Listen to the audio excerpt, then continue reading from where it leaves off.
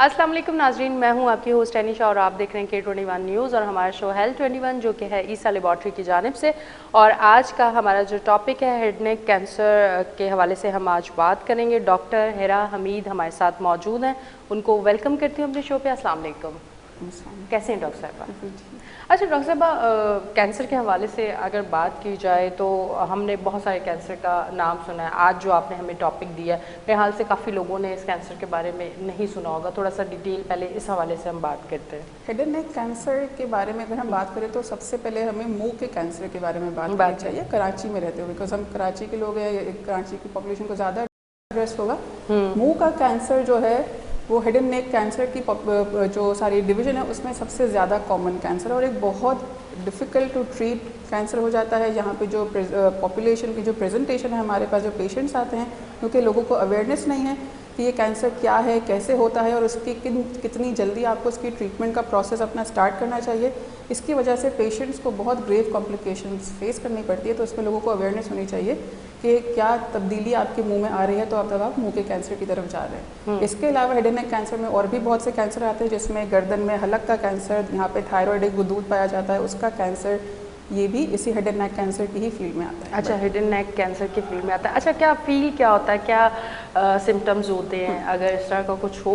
क्योंकि आपको जिस तरह से पता है कि अगर पाकिस्तान की बात की जाए तो हम तो सबसे पहले कोई भी तकलीफ होती है तो कोशिश करते हैं कि खुद से मेडिसिन लेके ठीक हो जाए, उसके बाद डॉक्टर, जब बात बढ़ जाती है फिर डॉक्टर की तरफ जाते हैं। तो थोड़ा सा अगर आप सिम्टम्स बता देंगी तो बहुत सारी चीज़ें आसान हो जाएंगी। अच्छा, हेड एंड नेक कैंसर में if we specifically focus towards oral cancer, मतलब मुंह का कैंसर, क्योंकि हम कराची में जो है प्रेजेंटेशन मुंह के कैंसर की ज़्यादा है। दूसरे कंट्रीज में स्पेसिफिकली पंजाब प्रोविंस में हलक के कैंसर की प्रेजेंटेशन ज़्यादा है। अच्छा। तो अगर कराची की बात करें तो हमारे यहाँ क्योंकि पान, तंबाकू, गुटखा, छालिया का यूज़ एक्सेसिव है, इसलिए मुंह का कैंसर बहुत ज़्यादा कॉमन है। इवन कुछ एरियाज़ है, कुछ एथनिसिटीज़ है, उसमें ये बहुत स्पेसिफिकली बहुत ज़्यादा कॉमन है क्योंकि पान, तंबाकू, गुटखा, छालिया का यूज़ बहुत ज़्यादा है। तो होता ये कि हमारा मुंह है, हम नॉर्मल, हमारा मुंह एक गुलाबी रंग का होता है ना अंदर से, उसमें एक छाला बनता है, छोटा सा छाला। जैसे मुझे आपको महसूस क्या होगा कि आपको खाना खाते हुए जलन तकलीफ महसूस होगी, तो वो मामूली होगी, आप चलाएंगे, लेकिन वो एक नॉर्मल छाला, जो रूटीन का छाला, जो अमूमन बच्चों को भी एग्जाम्स वगैरह के स्ट्रेस से यंगस्टर्स को भी होता है, वो छाला हफ्ता से 10 दिन, मैक्सिमम 12 दिन वो ठीक हो जाएगा, उसका साइज़ नहीं बड़ा होगा। लेकिन अब अगर एक इंसान, एक adult, even youngsters, teenagers, 20s वाले भी, अर्ली 20s, लेट 20s भी नोटिस करें कि उनके मुंह में एक छाला बन रहा है, जो कि with the period of time like 1 week, 2 week, 3 week नहीं ठीक हो रहा, और it has progress to like 4 weeks, 10 weeks, then 12 weeks, ये इतने अरसे में भी ठीक नहीं हुआ, और वो छाले को देख रहे कि तकलीफ हो रही है, और फिर वो अपने अगर मुंह को खुद भी शीशे में देखते रहे कि उसके साइज में इंक्रीज आ रहा है। अच्छा, साइज, हाँ, उसमें कुछ और तकलीफ बढ़ती जा रही है, उसका साइज रैपिडली बढ़ रहा है, या उनके मुंह में किसी और किस्म के धब्बे, जिसमें कि हमारा मुंह अंदर से गुलाबी होता है ना, पूरा जबान और सारा मुंह। अब अगर उस मुंह में गुलाबी पन में अगर एक ज़्यादा मज़ीद गहरा गुलाबी धब्बे बनना लगे या सफ़ेद धब्बे बनने लगे, तो भी आपको ये अलर्ट रहना चाहिए इसमें भी कि ये आपके मुंह में कोई मसला हो सकता है, या फिर आपके मुंह में एक छाला हो जो कि 2 हफ्ते के पीरियड तक भी ठीक नहीं हुआ हो, या फिर आपका मुंह खुलना आहिस्ता आहिस्ता करके बंद हो जाए। अच्छा डॉक्टर साहबा, ये आपने यहीं से बात ज़रूर करनी है, पर अब वो बात आपने कर दी। मैंने बहुत सारे लोग ऐसे देखे अपने आसपास कि जब मैंने उनको खाना खाते हुए देखा है तो उनका मैंने मुंह खुलने का जो बिल्कुल साइज है इतना छोटा देखा कि वो बहुत मुश्किल से निवाला अंदर करते हैं। ये क्या, इसको क्या समझा जाए? मुंह खुलना, ये जो लोग होते हैं ना जो बहुत लॉन्ग स्टैंडिंग पीरियड के लिए छालियाँ खाते हैं, क्योंकि हमारे यहाँ तो अमूमन छालियाँ बचपन से शुरू हो जाती है, और अब तो ये ट्रेंड आ गया कि गुटखा भी बचपन से खानदानी चीज़ की तरह, जैसे रस्म की तरह शुरू हो गया है ना गुटखा। तो मतलब मैं तो स्पेसिफिकली बोलना चाहूँगी कि न्यू कराची और औरंगी टाउन तो गुटखा का हब है, कि वहीं पे गुटखा है, बन रहा है, वही खा रहे हैं और फिर उसके असरात भी वही भुगत रहे हैं। तो वो जो आहिस्ता आहिस्ता क्या होता है, ये जो लड़कियां अमूमन जो बहुत छालियाँ खाती हैं, और बच्चे जो, अब छालियाँ तो लड़कियों में ही ज़्यादा कॉमन है क्योंकि लड़के गुटखा ज़्यादा खाते हैं, तो उनका मुंह में, हमारे मुंह में एक नरमी होती है ना, अगर आप अपने उंगली और अंगूठी के बीच में मुंह महसूस करें, उसमें नरमी होती है, तो वो नरमी जो है ना वो ख़त्म होती जाती है आहिस्ता आहिस्ता। सारा जो हमारा गुलाबीपन है मुंह का वो सफ़ेद होना शुरू हो जाता है, और ये बैंड्स, टाइट बैंड्स बन जाते हैं। अच्छा। मरीज़ कोशिश करने के बावजूद भी ना अपने जबड़े को और अपने इन होठों को यहाँ से खोल ही नहीं सकता, आहिस्ता आहिस्ता करके ये यहाँ से लेके पीछे हलक तक ये प्रोसेस जाता है। ये सिर्फ इतने हिस्से का ना, ये नज़र हमें इतना आ रहा होता है, ज़्यादा ये पीछे तक है, जहाँ पे हमारे टॉन्सिल्स, अमूमन जो लोग टॉन्सिल्स से नॉर्मली सब जानते हैं, उस लेवल तक जा सकता है, और पूरा मुंह मरीज़ का सिकुड़ जाता है, वो नहीं खुल सकता। और ये एक बहुत बड़ी निशानी है कि आने वाले वक्त में मरीज़ को कैंसर मुंह का हो सकता है। ओहो, तो मतलब फिर very critical sign and indicator कि आपको बहुत अलर्ट रहना है। और अगर आप छालिया खाते तो जहर तो आप ऐसे ही ले रहे हैं।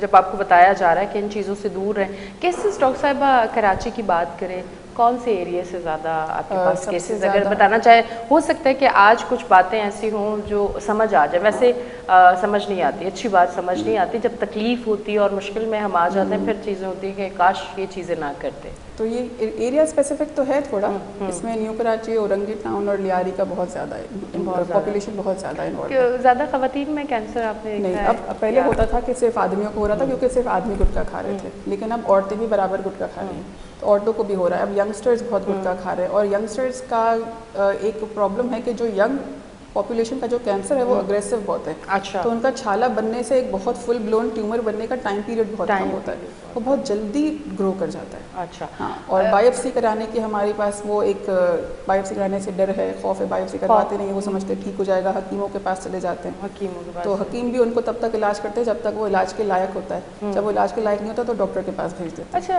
अब अगर किसी को कैंसर हो जाता है तो कितने % चांसेस है फर्स्ट स्टेज पे आने के कि आपकी जान बच सकती है? क्योंकि फर्स्ट स्टेज पे तो मुझे ऐसा लगता है कि बहुत कम लोग जाते होंगे। फर्स्ट स्टेज पे आते ही नहीं है। हाँ, फर्स्ट स्टेज पे तो आते ही नहीं है, सेकंड स्टेज पे भी नहीं आते। Oh my God. एक आ गया मुश्किल से तो वो भी उसको लगता है कि अभी उसके पास चीज़ें बहुत कंट्रोल में हैं, तो वो मेंटली प्रिपेयर्ड नहीं होता ट्रीटमेंट के लिए, और उसको बहुत सारे फैक्टर्स होते हैं जो उसको ट्रीटमेंट से रोक रहे होते हैं। उसके फैमिली में, उसके रिलेटिव्स में, कोई उसको बायोप्सी से डरा रहा होता है, कोई इसको हकीम के पास लेके जा रहा होता है, तो ये सब चीज़ें भी बहुत होती हैं। फिर होता है last stage, T3 and T4 stage होता है, जिसमें सब हाथ उठा लेते हैं कि अब मामला हमारे हाथ से बाहर हो गया, अब काम तो ख़त्म हो चुका है, तो डॉक्टर के पास चले जाओ। फिर वो तो कितना तकलीफ होता है? देखिए, तकलीफ़ तो कोई भी बीमारी होती है ना, एक उंगली के दर्द से लेके कहीं का भी कैंसर हो, तकलीफ दे तो हर बीमारी है।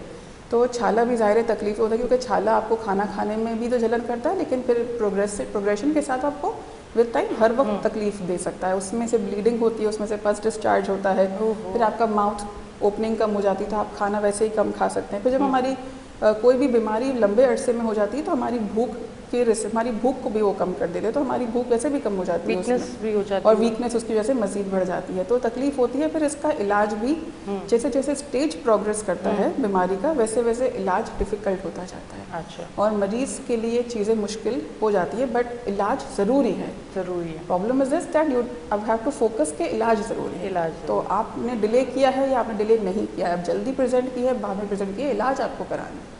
ट्रीटमेंट किस तरह के हैं इसके? जितना अर्ली प्रेजेंट किया ना, छोटे से छोटा छाला है, आपने प्रेजेंट किया, आपने डॉक्टर को दिखाया, बिल्कुल छोटा होगा तो उसको सीरियल फॉलोअप पे रखा जाएगा, देखा जाएगा कि ये कोई खतरनाक चीज़ है या गैर मुज़र छाला है जो कि वक्त के साथ ठीक हो सकता है। जब उसने वो ड्यूरेशन क्रॉस कर ली, 3 महीने हो गए, नहीं ठीक हो रहा और साइज़ में रैपिडली इंक्रीज़ आ रहा है, साइज़ बढ़ता जा रहा है, तो उसके बाद बायोप्सी ज़रूरी होती है। सबसे पहले उस छाले के उसके गोश्त के टुकड़े को लिया जाता है, उसे लेबॉर्ट्री में टेस्ट कराया जाता है, जिसमें ये आ जाता है कि ये जो छाला है आया ये कैंसर है या कि ये कैंसर नहीं है, उसमें पता चल जाएगा।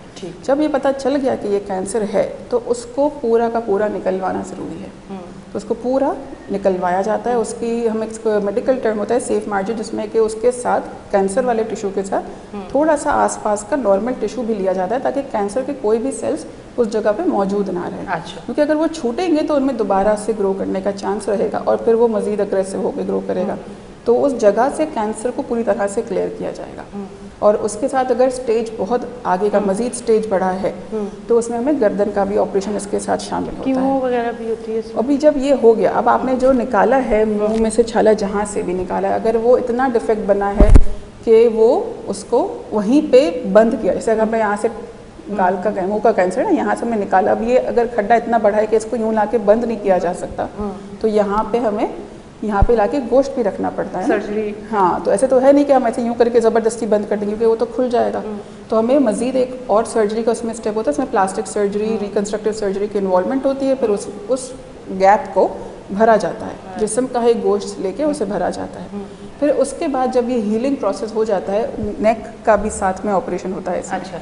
हमारे जो लिम्फ नोड्स होते हैं उनका भी एक सर्जरी होती है। वो करने के बाद फिर पेशेंट को कीमो रेडियोथेरेपी के लिए रेफ़र किया जाता है, जिसमें कीमोथेरेपी और रेडियोथेरेपी दोनों शामिल हैं। दोनों शामिल। कीमोथेरेपी तो दवाइयों से होती है, रेडियोथेरेपी शुआओं से होती है। तो बिल्कुल एरिया स्पेसिफिक रेडियोथेरेपी दी जाती है और कीमोथेरेपी भी पेशेंट को मतलब दी जाती पेशेंट है। इतना ये ऑपरेट करवाने के बाद इतना स्ट्रांग होता है कि इस थेरेपी की तरफ जाए। क्योंकि पेशेंट की विल पावर हो, स्ट्रॉन्ग विल होना तो बहुत ज़रूरी है, और थोड़ा सा स्टेज अर्ली हो, T2 T3 तक हो तो कॉन्सिक्वेंसेस बहुत अच्छे। हमने T4 ट्रीटमेंट्स के भी बहुत अच्छे रिजल्ट्स देखे। जो बिल्कुल लास्ट स्टेज है उस पर भी ट्रीटमेंट होती है, रिकन्स्ट्रक्शन भी होती है, दूसरा गोश्त भी लगाया जाता है प्लास्टिक सर्जरी की तरफ से, कीमोथेरेपी भी मिलती है, रेडियोथेरेपी भी मिलती है। सारे कलेक्टिव फैक्टर्स होते हैं ना, आपको अच्छी ट्रीटमेंट तो मिल गई, फिर आपके अंदर भी इतनी हिम्मत थी, आपका फैमिली का सपोर्ट इतना था कि उन्होंने आपका इतना, क्योंकि नर्सिंग केयर बहुत इंपॉर्टेंट है इसमें। इस सब के साथ, इससे पहले नहीं, इसके दौरान और इसके बाद भी नर्सिंग केयर बहुत ज़रूरी है। आपका घर में से आपका एक ऐसा केयर टेकर हो जो आपका प्रॉपर ख्याल रखे, सफाई रखवाए, आपको मतलब पेशेंट की हिम्मत भी बंदी रहती है, उससे बातें करे, वो डिप्रेशन में ना चला जाए, क्योंकि मेजर इलनेस में डिप्रेशन में जाने के चांसेस भी बहुत होते हैं। तो इसमें अगर आपका ख्याल रखता रहे तो पेशेंट बहुत अच्छे से रिकवर करते हैं, और वो हमारे पास आते हैं फॉलोअप्स में, वो बिल्कुल ठीक होते हैं, fit and fine, good to go, वो अपनी मतलब एक लाइफ अच्छी की हेल्दी जिंदगी भी गुजार हो सकते हैं अगर आपके सारे कलेक्टिव फैक्टर्स अच्छे हो, आपकी ट्रीटमेंट भी अच्छी हो जाए, आपकी सर्जरी भी अच्छी हो जाए, फिर आपके घर वाले भी, आपका सपोर्टिव इन्वायरमेंट हो, तो बेहतर हो सकता है। पाकिस्तान और ख़ासकर कराची की बात करें तो इतना बेहतरीन ट्रीटमेंट दिया जाता है, क्या कहेंगे उस हवाले से? बेहतरीन ट्रीटमेंट देके हर कोई अपनी तरफ से पूरी कोशिश करता है कि वो बेहतरीन ट्रीटमेंट दे। कोई डॉक्टर भी ये नहीं चाहेगा कि वो किसी को बेहतरीन ट्रीटमेंट ना दे ना, अपनी तरफ से पूरी कोशिश हर कोई। मैं सिविल हॉस्पिटल में भी काम करती हूँ, तो हम भी पूरी कोशिश करते हैं कि पेशेंट जो हमारे पास प्रेजेंट कर रहा है, प्रेजेंटेशन से लेके लास्ट स्टेज रेडियोथेरेपी तक, रेडियोथेरेपी के बाद भी वो हमारे फॉलोअप में रहे और हम उसे बेहतरीन से बेहतरीन ट्रीटमेंट दें। हर किसी की कोशिश होती है, लेकिन फिर पेशेंट फैक्टर्स होते हैं, उसमें कुछ ना कुछ किसी के साथ कॉम्प्लिकेशन हो जाती है, क्योंकि जैसे एक रोड क्रॉस करने के बाद हम कर सकेंगे नहीं कर सकेंगे वो अल्लाह जानता है ना। तो ऑपरेशन तो बेहोशी है, मशीन पे आपको डाला जाएगा, उस पर आप सांस लेंगे, तो फिर फैक्टर्स तो बहुत हैं जिसमें कॉम्प्लिकेशंस बहुत ज़्यादा हो सकती हैं और होती भी हैं। ऐसा नहीं है कि नहीं होती, सबके साथ प्राइवेट सेटअप में, गवर्नमेंट सेटअप में, सब जगह कॉम्प्लिकेशंस होती हैं। लेकिन इसका मतलब ये नहीं कि ये काम भी ना किया जाए, काम भी करते हैं, सब करते हैं, अच्छे भी रिजल्ट्स होते हैं, थोड़े प्रॉब्लम्स भी आती है, क्योंकि कॉम्प्लिकेशन बहुत मेजर सर्जरी है। Major surgery. डॉक्टर साहब, किस एज के पेशेंट आपने ज़्यादा देखे? हमारे तो अडल्ट पेशेंट ज़्यादा होते हैं, यंगस्टर्स जो होते हैं, जो अर्ली 20s वाले जो है ना लड़के, वो आते हैं, लेकिन बहुत ज़्यादा नहीं होते, वो कम होते हैं। 40-50 की प्रेजेंटेशन बहुत ज़्यादा होती है, बहुत ज़्यादा। और लेट वाले 60-70 जो बहुत डिले कर चुके होते हैं और वो बिल्कुल भी नहीं दिखा रहे होते हैं, कि जो 60s में आते हैं, वैसी पॉपुलेशन कम होती है। सबसे ज़्यादा मेजर पॉपुलेशन एडल्ट है, 45 से लेके 55 तक के, मेल्स एंड फीमेल्स बोथ। अच्छा, हाँ। रिकवर किस एज के लोग जल्दी कर लेते हैं? रिकवरी में आपको बताया ना कि जो 40-50 वाले जो पेशेंट्स हैं ना, इनका कैंसर इतना अग्रेसिव नहीं होता है। अच्छा। तो उनके पास थोड़ा टाइम फ्रेम ज़्यादा होता है to get the treatment and to even live with cancer, क्योंकि हमारे यहाँ तो लोग कैंसर को पहले पालते भी तो है ना, तो वो उसको अच्छे से उसके साथ भी टाइम गुजारते हैं, फिर वो ट्रीटमेंट भी करते हैं और फिर वो ठीक भी हो जाते हैं और वो सही हो जाते हैं। उनके बाद रेडियोथेरेपी भी करवाते हैं, कीमोथेरेपी भी करवाते हैं, उसके बाद भी हमारे पास फॉलोअप पे आते हैं। ये जो यंगस्टर्स होते हैं उनका एक प्रॉब्लम होता है, उनका कैंसर बहुत अग्रेसिव है, तो वो जितनी टाइम में वो बायोप्सी के लिए खुद को प्रिपेयर करते हैं और हमारे पास आते हैं। प्राइवेट सेटअप का तो नहीं, मैं तो अपने गवर्नमेंट प्रैक्टिस का आपको बता सकती हूँ, तो वो इतना ज़्यादा उनका नहीं देखा हमने कि वो फिर हमारे पास ज़्यादा आए हों या फॉलो किया हो, क्योंकि वो बहुत लास्ट स्टेजेस पर ही आए हैं। अच्छा, गवर्नमेंट सेक्टर में भी इतनी ही केयर की जाती है जितनी प्राइवेट सेक्टर में? आज आप मौजूद है तो आज मौका है कि बात कर लें, क्योंकि बहुत सारे, देखिए मैं तो खुद जानती हूँ, मैंने काफ़ी इंटरव्यूज़ भी किए हैं, मैं तो बहुत बेहतरीन तरीके से चीज़ें जानती हूँ, पर जो हमारे देखने वाले हैं उनके बहुत सारे सवाल आते हैं ना कि वहाँ जाओ तो एक लंबी लाइन, फिर आपको डेट दी जाती है, टाइम तो वैसे ही बहुत ज़्यादा गुजर जाता है। इस हवाले से क्या कहना है? मैं ये कहना चाहूँगी कि एक इंसान जो गवर्नमेंट हॉस्पिटल में इलाज करवाए, फिर एक दफ़ा प्राइवेट हॉस्पिटल में इलाज कराए, तो मैं ये कहूँगी कि गवर्नमेंट हॉस्पिटल में आप बगैर पैसे दिए वेट करते हैं, प्राइवेट हॉस्पिटल में आप पैसे दे के वेट करते हैं, तो आपको पता चल जाएगा फिर, क्योंकि वेट आपको दोनों जगह करना पड़ेगा। वहाँ पे आप पैसे दे के भी शराफत से वेट करेंगे, यहाँ पे आप बगैर पैसों के भी आपसे वेट नहीं किया जाता, तो वेट तो दोनों जगह करना पड़ेगा, क्योंकि इतनी ओवर सैचुरेशन है, इतना ज़्यादा मरीज़ है, इतने कम हॉस्पिटल्स है, टर्शियरी केयर सेंटर्स इतने ज़्यादा नहीं है। हमारी पेशेंट पॉपुलेशन, हमारी कराची की अगर हम बात करें स्पेसिफिक, तो मेजॉरिटी पॉपुलेशन इतनी अमीर नहीं है, वो उतना प्राइवेट हॉस्पिटल्स नहीं जा सकते। गवर्नमेंट हॉस्पिटल्स पे लोड बेहिसाब लोड है, सब पेशेंट्स को देखना, जवाब देना, समझाना, लैंग्वेज बैरियर हमें बहुत सिवियर फेस करना पड़ता है। हमें उनकी ज़बान नहीं समझ में आती, उनकी ज़बान हमें नहीं समझ में आती, उसके बावजूद उनको इतने तरीक़ों से समझाना बात को we try our best and we try to इस गिव आवर बीमारी का मैक्सिमम। बताना कितना मुश्किल हो जाता होगा ऐसे लोगों को, या हमारे- समझाना, ट्रीटमेंट पे लेके आना? हाँ, बायोप्सी ही नहीं करवाते लोग तो कहाँ से ट्रीटमेंट पे लेकर आएंगे।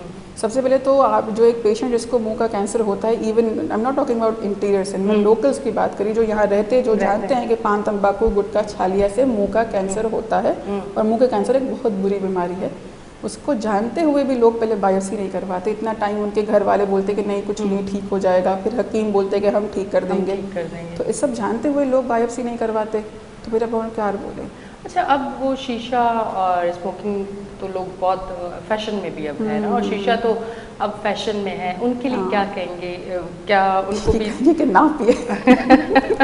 असल में मैं इसलिए कि कुछ लोग जानने वाले अगर मुझे देख रहे हैं ना तो वो ये कहेंगे कि भाई वो गुटखा और छालिया की बात हो रही थी तो इसकी तो बात नहीं हुई। तो शीशा मतलब शीशा दो, एक तो क्रिस्टल को भी लोग शीशा कहते हैं ना। हमारे जो सिविल में जो पेशेंट्स आते हैं ना, crystal is a form of drug, very dangerous lethal drug. वो जो शीशा, वो जो हुक्का कह रही है ना, वो तो इनहेलेशन में आता है। उसके बाद जो हलक का कैंसर होता है, हलक का कैंसर, हाँ, उसमें आपकी आवाज़ तब्दील होगी और आपकी गर्दन में बड़ी बड़ी गुठलियाँ बनना शुरू हो जाएंगी, फिर एक दिन आपका खाना पीना बंद हो जाएगा। क्योंकि वो तो मैंने देखा है कि लोग इतने आदी हो चुके हैं कि वो बहुत रोज फखर से घंटों पीते हैं, ना शो पिए ऑफ तो के स्टाइल में पीते हैं, जैसे कि पता नहीं बस जैसे कि घंटों वो पीते उनके हैं। पास पैसा है वही पी सकते हैं। हाँ, तो वो तो expensive है। हाँ, तो वो फिर इलाज भी वही कराएंगे। हाँ।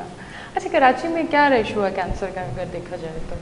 अगर एक हमारी तो ओपीडी में अगर देखा जाए ना, रोज के पेशेंट अगर एक रोज का ऐसे- पेशेंट देखा जाए तो रोज के 10 ओरल सीए के पेशेंट है, और वो भी ऐसे नहीं कि अर्ली, वो लास्ट स्टेज के होते हैं। लास्ट। अच्छा, वजूहात, एक तो हम कहते हैं अवेयरनेस नहीं है, दूसरी चीज़ अवेयरनेस तो है। हाँ, नहीं हम लोग जैसे हमारी सोच होती है कि हम हाँ। यही कहते हैं कि इतना पता मरीज नहीं को भी होता। पता होता है, हाँ। मरीज को पता होता है कि वो पान खाता है, गुटखा खाता है, वो गुटखा रख के रात को सोता है, मुंह में गुटखा रख के वो भी रख सोते के हैं, ये भी सोता बात है है, वो बिल्कुल। कॉन्स्टेंटली स्लो निकलता रहता है ना। हाँ। मरीज को सब पता है गुटखे से क्या होता है, वो फिर भी जानते बूझते खाता है। फिर जब उसको छाला होता है उसको तब भी पता होता है कि इसको छाला हुआ है और ये कैंसर का छाला हो सकता है, उसके बावजूद वो डॉक्टर को नहीं दिखाता है।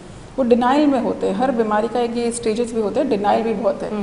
पेशेंट्स आते हैं हमारे पास, वो उनके मुंह में अच्छा खासा कैंसर होता है, कहते हैं कुछ भी नहीं है, वो खुद ऐसे बता रहे ट्यूब थे दो, कुछ भी नहीं है, रिपोर्ट्स ट्यूब दो गलत है। जिससे ये ठीक हो जाए। तो हम उनको समझाते हैं कि प्लीज़ आप इसकी बायोप्सी करवाओ, प्लीज़ अभी ये कंट्रोल में है, आप इसकी ट्रीटमेंट करवाओ, आओ आप रोज़ आओ। तो वो कहते नहीं है ही नहीं कुछ भी, कुछ है ही नहीं, मसला ही नहीं, ट्यूब दे दो बस जिससे ये ठीक हो जाए। तो ये मसला ही हमारा तो चल रहा है कि हम पेशेंट्स को अभी यही समझाने में लगे हुए हैं कि डिनाइल में ना रहे ना। जितना जल्दी आप इस चीज़ को एक्सेप्ट कर लेंगे ना कि आपको कोई मसला है, तभी आप उसकी ट्रीटमेंट करवा सकेंगे। अच्छा, जो पान गुटखा छालिया मावा कोई भी किसी भी किस्म का नशा नहीं करते पर जेनेटिक है, फैमिली से है, हो सकता है फैमिली में अगर किसी को family history is very important for any kind of cancer, लेकिन उसमें दूसरे कैंसर्स होते हैं जिसमें family, breast cancer is family history से होता है, जो कि बहुत ज़्यादा उसमें इंपॉर्टेंट है फैमिली हिस्ट्री। इसमें बोन के कुछ कैंसर्स होते हैं, थायराइड के कैंसर्स होते हैं, ये ऐसे कैंसर हैं जिनमें फैमिली हिस्ट्री इंपॉर्टेंट है। फिर इसके बाद रेडिएशन हिस्ट्री भी इंपॉर्टेंट है, हमारी डाइट के बारे में भी ऐसे कहते हैं। लेकिन ओरल कैंसर के बारे में अगर हम मुंह के कैंसर की बात करें तो उसमें पान तंबाकू गुटखा छालिया सबसे बड़ी एटियोलॉजी है, कॉज फैक्टर। लास्ट में हमारे देखने वालों को कोई मैसेज देना चाहें? लास्ट में मैं सिर्फ यही मैसेज दूंगी, ख़ास तौर पे लड़कियों को जो छालियाँ खाती हैं और वो समझती है कि वो उनको अनीमिक होने में बहुत शो ऑफ करती है कि वो अनीमिक है और में खून की बहुत कमी है और वो छालियाँ भी खाती है, तो please don't do this to yourself. You are preparing your body for something very bad. मुँह में छाला हो रहा है, आप उसको देखें, उसको ध्यान दें, आप छालिया तंबाकू गुटखा खाना छोड़ दें, इस मार्केट को ख़त्म कर दें। थैंक यू वेरी मच, आप तशरीफ़ लेके आई। नाज़रीन, आप देख रहे हैं हमारा शो हेल्थ 21 जो कि है ईसा लेबॉर्ट्री की जानिब से। आज के टॉपिक पे हमने जो बात की, यकीनन आप तक ये तमाम डिटेल पहुंच चुकी है और जिन चीज़ों के हवाले से बात की कि ये चीज़ें जो हैं ये आपकी सेहत को डैमेज कर रहे हैं, एक ऐसी खौफनाक ख़तरनाक बीमारी की तरफ आप जा सकते हैं सिर्फ इन चीज़ों का इस्तेमाल करके। ये वो चीज़ें हैं जो आप अपने पैसे दे के ख़रीदते हैं और ये बीमारी आपके पास ऐसे ही नहीं आती, ये आप खुद ख़रीद के लेके आते हैं। आज भी वक्त है, आज भी ये शो आपने देखा, जो लोग खा रहे हैं और बचे हुए अभी तक, तो कोशिश करें कि कल से ना खाएं और अपनी होस्ट एनिशा को दें इजाज़त। फिर मिलेंगे, अल्लाह हाफ़िज़।